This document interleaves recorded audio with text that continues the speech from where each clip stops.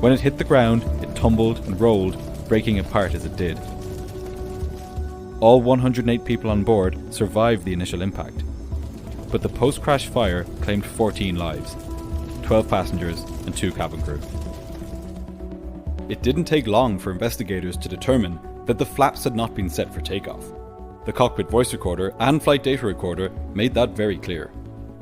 But a question remained as to why the takeoff warning system didn't sound.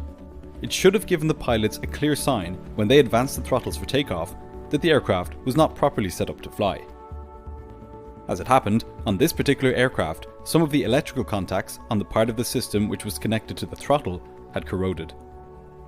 What this meant was that the takeoff warning system only worked some of the time. Following the accident, the Federal Aviation Administration ordered that inspections be carried out on all of the nearly 1,200 Boeing 727s in service. These inspections found 35 anomalies, 12 of which were of a similar type to that found on Delta 1141.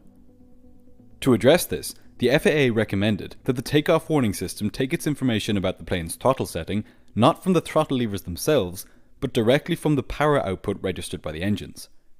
They also recommended that these systems undergo more regular checking, every 200 flight hours, to ensure that they are working properly. But the failure of this system was far from the only thing that led to the crash of Flight 1141. After all, systems like this are only a last resort for when every other safeguard has failed.